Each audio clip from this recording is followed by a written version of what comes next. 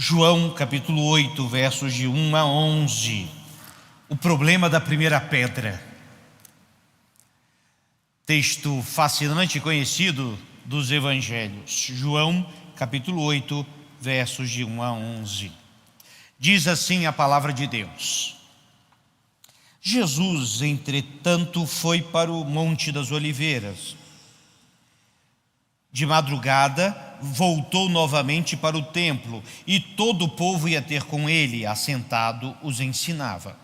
Os escribas e fariseus trouxeram à sua presença uma mulher surpreendida em adultério, e fazendo-a ficar de pé no meio de todos, disseram a Jesus: Mestre, esta mulher foi apanhada em flagrante adultério, e na lei nos mandou Moisés que tais mulheres sejam apedrejadas. Tu, pois, que dizes? Isto diziam eles, tentando, para terem de que o acusar. Mas Jesus, inclinando-se, escrevia na terra com o dedo. Como insistissem na pergunta, Jesus se levantou e lhes disse: Aquele que dentre vós estiver sem pecado, seja o primeiro que atire a pedra. E tornando-se a inclinar, continuou a escrever no chão. Mas ouvindo eles esta resposta e acusados pela própria consciência, foram se retirando um por um, a começar pelos mais velhos até os últimos, ficando só Jesus e a mulher no meio onde estava. Erguendo-se Jesus e não vendo ninguém além da mulher, perguntou-lhe: Mulher, onde estão aqueles teus acusadores? Ninguém te condenou? Respondeu ela: Ninguém, Senhor. Então lhe disse Jesus: Nem eu tampouco te condeno. Vai e não peques mais. Que Deus nos abençoe na compreensão da sua palavra. Jesus estava no templo. Na realidade, ele estava na parte externa do templo, onde ele podia ali ensinar facilmente e com uma certa tranquilidade, porque a multidão o cercava. Ele estava lá e fazia como sempre o fez, embora antes havia tido um certo confronto entre esses escribas e fariseus que queriam pegar Jesus nos pontos e vírgulas da lei. Aqui vale lembrar algumas coisinhas. Tem a lei de Moisés, o chamado Pentateuco, os 5 primeiros livros da Bíblia. Havia um comentário a respeito da lei, chamado Talmud, e outros comentários também. Às vezes a lei, por exemplo, o jejum, a lei só pedia que os judeus jejuassem uma única vez no ano. O Talmud já havia comentários que tinha que jejuar 3 vezes por semana e algumas outras vezes mais. Então havia alguns acréscimos, alguns mesmo exageros. Bem, é interessante que esses líderes religiosos queriam confrontar Jesus com tudo, e Jesus, de uma sabedoria divina, respondia a cada um deles na medida certa. Agora não ia ser diferente. Só que algo mudou. De repente havia uma turba de pessoas vindo na direção de Jesus, agitados, enfurecidos. Os judeus eram muito passionais nisso, e gritavam, e reclamavam, e murmuravam. E enquanto Jesus estava lá ensinando sobre a vida eterna, chegaram eles arrastando uma mulher no templo até diante de Jesus. Confusão tomada, os gritos da mulher, a ira dos homens, a confusão estava realmente posta ali. Mas um detalhe importante: Jesus permanecia onde estava. Na realidade, tenho a impressão que ele parou, olhou e voltou a fazer o que fazia. E escrevia na terra. Tem alguns autores que dizem que ele escrevia na areia os pecados daqueles acusadores, outros que escrevia a respeito de alguns ensinos. Isso tudo é mera especulação. Provavelmente Jesus estava fazendo algo ali também para se distrair diante de tanto pecado, Jesus permanecia onde estava. Bem, um dos mais vorazes e ferozes traz a mulher e grita em voz alta: esta mulher foi pega em flagrante adultério. A acusação veio com clareza: ela era adúltera. Aqui vale um pequeno parêntese dessa história. Tem muita coisa errada nessa acusação. Primeiro, levaram a pecadora, mas não levaram o pecador, porque ela não pecou sozinha. Primeiro erro. Segundo erro, ela também faltava o acusador direto, que seria o marido, ou mesmo uma testemunha muito próxima, que também parece que não estava lá.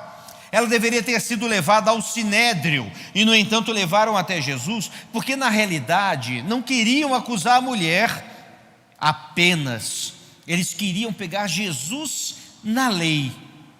Como diz o texto, se Jesus dissesse apedreja,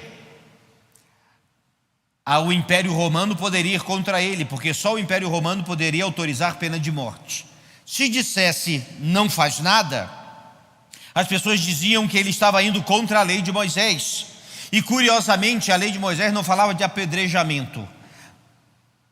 E em um outro lugar o Talmud fala na realidade de estrangulamento, o que não melhora muito a situação. Mas veja, tudo aquilo estava acontecendo diante dos gritos da mulher e da multidão. Jesus para, meus irmãos, ele para esses instantes de silêncio, e isso vai ser muito importante, porque a partir de agora Jesus vai resolver um problema. Os judeus e os discípulos esperavam um arrazoado de pelo menos 3 horas. Havia de se discutir cada detalhe da lei, cada detalhe da mulher, cada palavra dita, o que não podia ser dito, o que foi feito, o que não foi feito, quem fez, quando fez, e toda uma acusação complexa. Eles esperavam Jesus falar tudo. Mas eu fiz uma pequena análise do que Jesus fez. Entenda, diante de tudo isso, Jesus encontra 3 grupos ali. O primeiro grupo era do que eu chamo da multidão de espectadores, que incluíam os discípulos. Tinha gente ali ouvindo Jesus ensinar, tinha muita gente ali. E sabe o que essa multidão toda fez? Nada. Sabe o que eles falaram? Nada. Ninguém saiu em defesa da mulher, nem acusando também. Era apenas uma multidão de espectadores. O segundo grupo, quer dizer, o segundo personagem é a própria mulher, adúltera, pecadora e desesperada. É curioso que dali o único que a gente não tinha dúvida nenhuma que era pecadora era ela, porque todos apontavam para ela. E é claro que ela estava desesperada. Como falei, se a opção do apedrejamento era ser estrangulada, ela não tinha muito ali saída não. Ela iria sair dali morta, desesperada. O terceiro grupo é o grupo de vorazes acusadores, tão pecadores quanto aquela mulher, e isso é importante, e lá no finzinho a gente vai entender por quê. E esse grupo de pecadores, que pegou a pecadora e levou até Jesus, e eu imagino Jesus olhando para o coração de todos eles ali, e sabia muito bem com quem estava lidando. Mas se poderia ter tanto tempo, eu fiz um pequeno ensaio de toda essa situação ter sido resolvida em apenas 3 minutos. Pode ser estendido esse tempo até 5 minutos, mas não mais que 10. Mas vamos ficar com os 3 minutos, tirando todos os possíveis atrasos. Chegaram com a mulher, os primeiros 30 segundos. Jesus se levanta, olha para os acusadores e diz assim: atire a primeira pedra quem não tem pecado. 45 segundos. Jesus não espera a resposta, ele senta de novo, diz a palavra de Deus que ele sentou, se inclinou e voltou a escrever na terra. 1 minuto. Os acusadores ouvem e não acreditam no que ouviram, porque eles esperavam qualquer resposta de Jesus, menos essa. Porque é claro que eles sabiam que eles eram pecadores também. E então, espantados, caem-se, ninguém ali era santo. 1 minuto e 20 segundos. Os mais velhos caem-se e percebem a besteira que fizeram e saem. 1 minuto e 45 segundos. Os mais jovens também e acompanham aqueles saindo. 2 minutos. A mulher fica sozinha, em pé diante de Jesus e no meio daquela multidão que acompanhava Jesus, sem nenhum acusador em volta. 2 minutos e 15 segundos. Jesus levanta e pergunta a ela: onde estão os teus acusadores? Ninguém te condenou? 2 minutos e 25 segundos. Ela responde, talvez olhando para os lados: ninguém, Senhor. 2 minutos e 40 segundos. Jesus diz: eu também não te condeno. Vá e não peques mais. 3 minutos. A mulher se levanta e vai embora, salva, perdoada e absolutamente transformada. 3 minutos. Diante disso, a gente tem algumas lições para nós hoje. A primeira delas, ela é óbvia e Jesus já havia falado a respeito dela antes. Tira primeiro a trave do teu olho, para depois tirar o argueiro do olho do seu irmão. A trave, antes de acusar, se examine. Se aqueles homens tivessem feito isso no início, não precisavam fazer e passar por tudo aquilo. Jesus vai sempre trabalhar na autenticidade da vida cristã. Segunda lição: Jesus leva a sério o pecado, mas o seu foco é perdão. Veja, Jesus não passa a mão em pecado, nem diz, não é nada não, foi bobagem. Não, Jesus não faz isso.